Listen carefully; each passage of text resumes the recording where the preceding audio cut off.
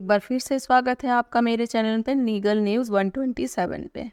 तो आज का मेरा टॉपिक है जमानत पे लेके। सुप्रीम कोर्ट का जमानत पर ना बड़ा फैसला है। अलग राज्यों में एफआईआर के बावजूद हाई कोर्ट, सेशन कोर्ट दे सकते हैं बेल। अब क्या होता है ये, कौन सा फैसला आया जमानत को लेके, मैं आपको बताऊंगी।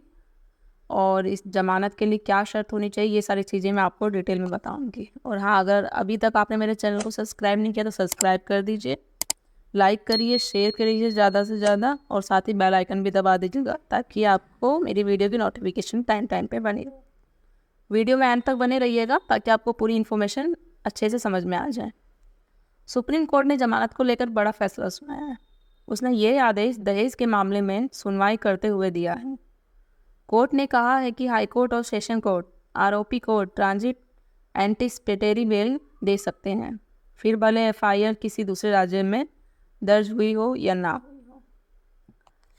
नई दिल्ली का हरियाणा सुप्रीम कोर्ट ने अपने एक फैसले में कहा है कि उच्च न्यायालय और सत्र न्यायालय आरोपी को ट्रांजिट अग्रिम जमानत दे सकते हैं, भले ही एफआईआर किसी दूसरे राज्य में क्यों दर्ज ना हो। न्यायमूर्ति बीवी नागरत्ना और न्यायमूर्ति उज्ज्वल भुइया की पीठ राजस्थान में एक महिला की ओर से दायर दहेज की मांग की शिकायत से संबंधित एक मामले की सुनवाई कर रही थी। इसमें पति को बेंगलुरु जिला अदालत से अग्रिम जमानत मिली थी।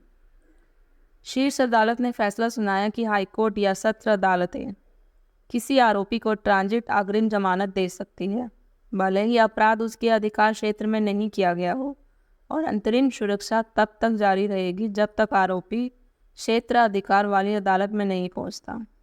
शीर्ष अदालत ने आगे कहा है कि अदालतों को नागरिकों की स्वतंत्रता पर विचार करते हुए सीमित अंतरिम सुरक्षा प्रदान करनी चाहिए। हालांकि शीर्ष अदालत ने ट्रांजिट अग्रिम जमानत देने पर कुछ शर्तें लगाई। इसने फैसला सुनाया कि जांच अधिकारी और एजेंसी की ऐसी सुरक्षा की पहली तारीख को नोटिस दिया जाना चाहिए, और आवेदक को अदालत को संतुष्ट करना होगा कि वह क्षेत्र अधिकारी वाली अदालत से संपर्क करने में सक्षम नहीं है। अदालत ने फैसला सुनाते हुए ऐसी अग्रिम जमानत देते समय क्षेत्रीय निकटता का पता लगाने की आवश्यकता पर जोर दिया है। पीठ ने यह भी स्पष्ट किया है कि आरोपी सिर्फ जमानत याचिका दायर करने के लिए दूसरे राज्य की यात्रा नहीं कर सकते, और ऐसा करने के लिए उन्हें पास स्पष्ट कारण होना चाहिए। मामला शीर्ष अधिकार में आया क्योंकि विभिन्न उच्च न्यायालयों ने पहले ट्रांजिट अग्रिम जमानत के मामले में अलग अलग विचार रखे थे। सुप्रीम कोर्ट ने अन्य राज्यों में दर्ज एफआईआर में ट्रांजिट अग्रिम जमानत के लिए शर्त निर्धारित की। वो कौन सी शर्त है, चलिए जानते हैं।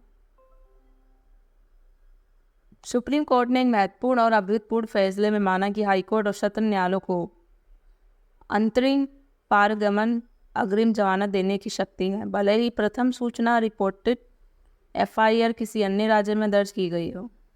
न्यायालय ने अंतर्द सैयद जफरल हसन मामले में पटना हाईकोर्ट के फैसले और साधन चंद्र कोले में कलकत्ता हाईकोर्ट का फैसला इस हद तक रद्द कर दिया कि उनका मानना है कि हाईकोर्ट के पास अतिरिक्त क्षेत्रीय अग्रिम जमानत देने का अधिकार क्षेत्र नहीं है, यानी सीमिति या पारगमन अग्रिम जमानत देने का अधिकार है। न्यायालय ने सीमित अग्रिम जमानत देने के लिए शर्त इस प्रकार निर्धारित की है। कौन सी शर्तें जमानत देने के लिए, वो जानते हैं।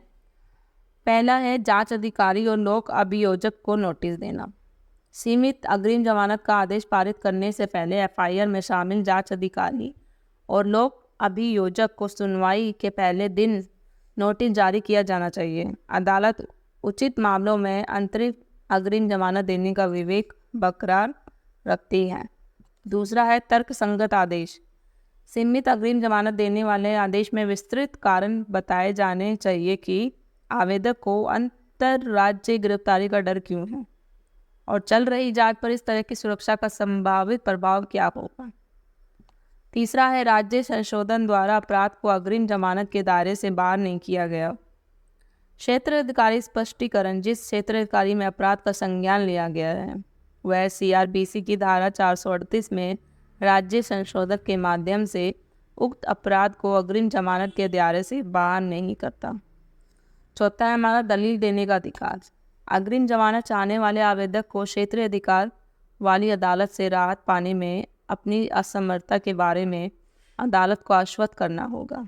ऐसे अनुरोधों के लिए आधार में जीवन के लिए तत्काल खतरा, व्यक्तिगत स्वतंत्रता का उल्लंघन, मनमानी कार्रवाई या मेडिकल स्थिति, दिव्यांगता शामिल हो सकती है। 5वां है केवल असाधारण और बाध्यकारी परिस्थितियों में।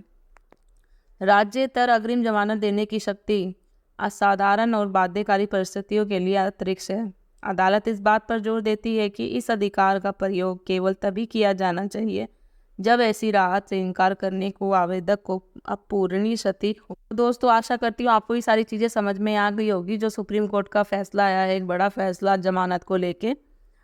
तो आपको मेरी वीडियो अच्छी लगी हो, इन्फॉर्मेशन अच्छी लगी हो तो ज़्यादा से ज़्यादा वीडियो को शेयर करिए, लाइक करिए और सब्सक्राइब करना बिल्कुल मत भूलिए। जल्दी मिलती हूँ मैं आपको ऐसे ही और एक इंटरेस्टिंग अच्छे टॉपिक के साथ। तब तक के लिए थैंक